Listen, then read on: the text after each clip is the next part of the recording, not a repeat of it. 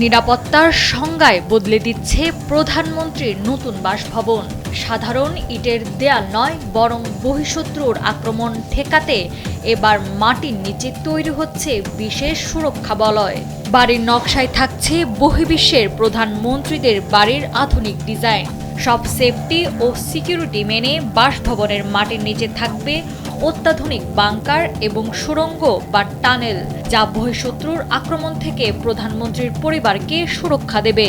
এমনটাই পরিকল্পনা গণপূর্ত বিভাগের। জুলাই গণঅভ্যুত্থানের পর সাবেক প্রধানমন্ত্রীর সরকারি বাসভবন গণভবন এখন জুলাই গণঅভ্যুত্থান স্মৃতি জাদুঘর হিসেবে পরিচিত। বিগত ২০২৪ সালের ৫ আগস্টের পর গঠিত অন্তর্বর্তী সরকারের প্রধান উপদেষ্টা ডক্টর মোহাম্মদ ইউনূস রাষ্ট্রীয় অতিথি ভবন যমুনাতেই থেকে গেছেন। তবে বাংলাদেশের নতুন প্রধানমন্ত্রীর নির্দিষ্ট বাসভবন কোথায় হবে তা নিয়ে গুরুত্ব দেয়নি অন্তর্বর্তী সরকার। এখন প্রধানমন্ত্রীর বাসভবনের জন্য কাজ করছে গৃহায়ন ও গণপূর্ত মন্ত্রণালয়।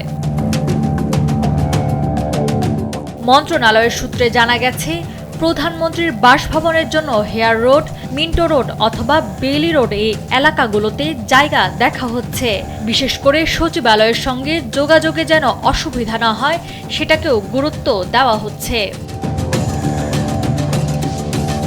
এদিকে সংশ্লিষ্ট কর্তৃপক্ষ এ বিষয়ে জানিয়েছে, প্রধানমন্ত্রীর সেফটির জন্য বাসভবনে মাটির নিচে বাংকার এবং টানেল তৈরি করা হবে, যাতে বোমা হামলা থেকে প্রধানমন্ত্রী নিরাপদে থাকেন। সর্বোচ্চ সিকিউরিটি মেনে বাসভবন তৈরি করা হবে। তবে এই সুবিশাল ও অত্যাধুনিক প্রকল্পের কাজ ঠিক কবে নাগাদ শুরু হবে তা নিয়ে এখনো নিশ্চিত করে কিছু জানা যায়নি। সচিবালয়ের কাছাকাছি এই আধুনিক আবাসনের নির্মাণ কাজ শুরুর অপেক্ষায় এখন সবাই। নাওয়ার সালসাবিল দুরদানা, সময়ের আলো।